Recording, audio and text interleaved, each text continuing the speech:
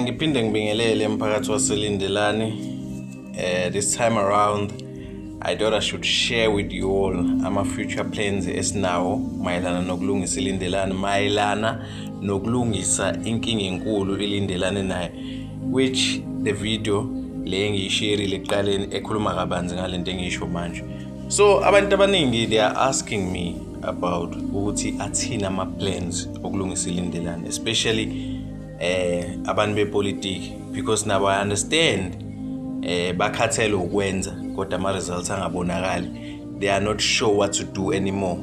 So ngizonisiza ke ngizonikhulula ukuthi yini le elindele ukuthi kufanele siyenze.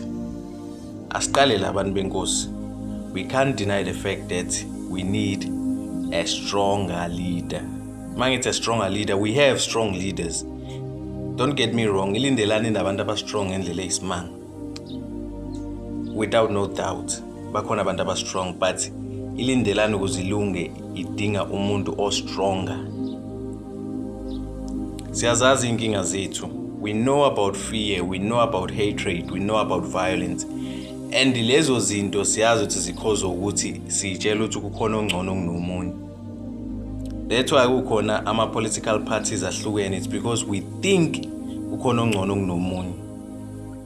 Siyakhohlwa ukuthi these leaders esiwakhethayo akhule nathi emphakathini bafunde kule ikole esifunde kuzona. They actually think like us. Mase sitshela ukuthi bazokwenza kangcono. That's why ngithi mina we need a stronger leader, because a stronger leader will go outside the box. Umuntu ongalungisa iLindelane umuntu ozomela aphume ebhokisini. So the reason why sabantu abasha singazwani nezinto ezithinta ipolitiki is because asifundisiwe kabanzi ngepolitiki. Ipolitiki silifunda sesiphuma esikoleni, nakhona sesiqagelele.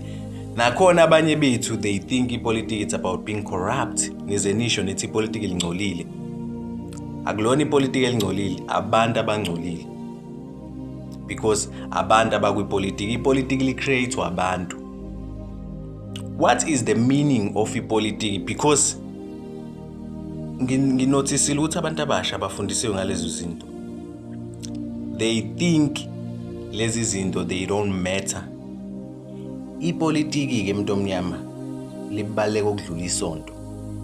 That's why ngeCovid ipolitiki lathi amasonto awavale. I'm not saying isonto alibalekile, but ngikutshela ifoundation yokuqala kwezinto iqala lapha kwipolitiki. Ipolitiki libaleka ukudlula isonto. I'm not saying isonto alibalekile, because ama decisions enziwa lapha kwipolitiki amayelana nomphakathi, nezwe, nomhlaba. So thina esontweni we got the influence, but also politiki they got the authority. Ibona benza izinto zenzeke, ibona banamandla okushintsha umhlaba. Sina sinamandla okushintsha abantu nezingqondo zabo, but iauthority iyakwazi ukuthi umuntu imphoqe ukuthi enze izenzo angayifuni. So our biggest problem ilapha kwipolitiki. So sengikhuluma nabafundisi ukuthi aniyekeni ukuyiqhelelanisa nepolitiki. Singakhohlisani. Face the fact, ipolitiki linamandla.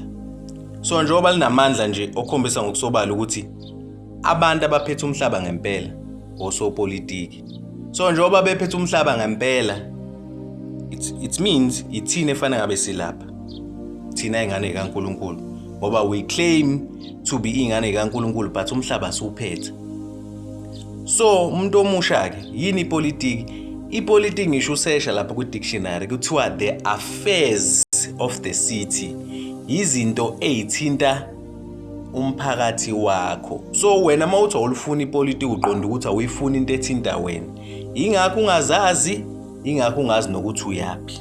Ingakho uzohlezi ufaila because you deny ama resources akwenza lo muntu oyena. Awufuni ukuyimbandakanya nezinto ezithinta ukulungiseka kwe-community. Yes, bakhona abantu ababhidlizayo, but wena if you think you can do better, you can do better. Involve yourself kwizinto zepolitiki umuntu omusha. Ukuze phela uma ucomplain ngento oyenzile usho ukuthi I've tried to do this but bangangisupport. Ngiyamncamela umuntu osho njalo kunomuntu othi yena akayihlanganisi. So I thought I should make this video ke ngifundisa abantu abasha ukuthi yini politiki, how to choose a leader, because nginotisile ukuthi ama-leader anithandani ngazi ni-ignorant. That's why ehlezi enibusa ngoba anazi nokuthi yini leader, anazi nokuthi yini ugovernment. Nitshethe ugovernment nje is this big creature esibusayo, kanti in fact we are the government. I-leader sike sibone ukuthi i-leader mayikhethwa yithina, right? Sikhethela ukuthi isimele ngoba ibinathi la, iyazazi izinto esiyidingayo. Meaning the word leader, it doesn't mean that person is better than us. It means he's more responsible ngoba uphethe i-responsibility yethu. Uyena oyolwela amalungelo ethu. Akekho ngcono kunathi. Akasiphethe, usiphathele. So i-leader ayisho ukuthi ingcono kunabanye abantu. I-leader isho ukuthi izolungiselela abanye abantu kanye nayo, ngoba niyathanda ukuthi i-leader nithi nina iyadla lapha. Vele i-leader nayo kufanele idle njengani. Kufanele i-leader idle njengani, iwumuntu nayo. But kufanele mayidla nayo nani nganikhohlwa. So ugovernment siwenze ngathi umuntu esingamazi noma umuntu who's outside us. We are the government, bantu benkosi.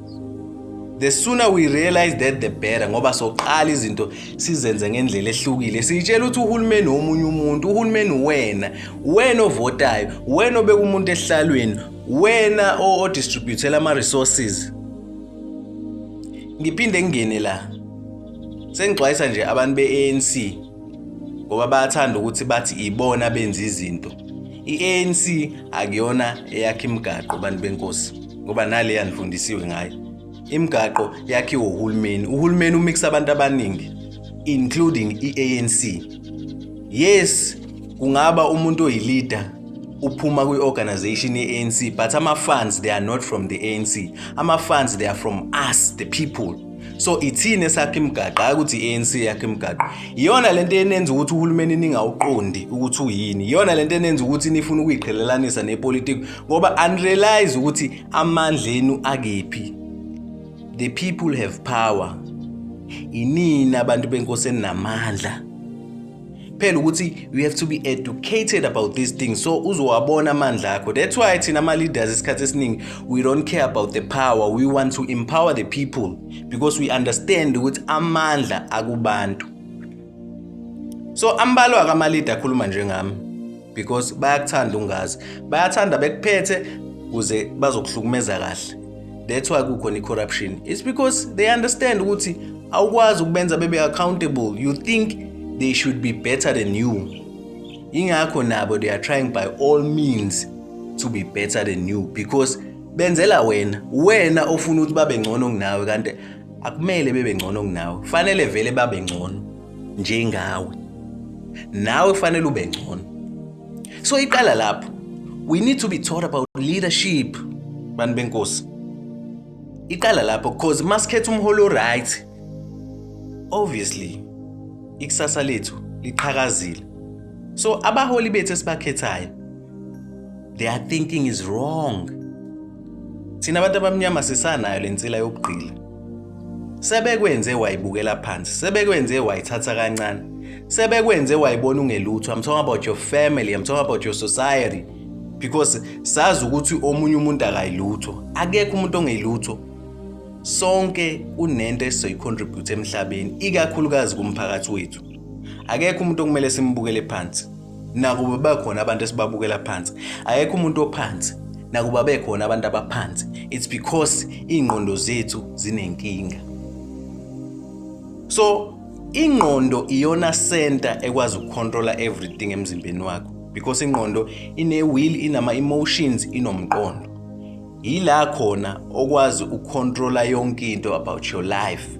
So uma sifuna ukulungisa ilindelana asiqale la ekhanda. People are lost. People they don't know. People are ignorant. So i-leader ngempela asizoyibona ngani izoqala ingene emphakathini ifundisa abantu about how to solve ama issues because le ngeke sisolve sodwa sama leaders. We need you all. Sidinga amandla enu ephelele. Vuka mntomnyama. Vukani lindelani, sekuyisikhathi sokuthi silungise ilindelani.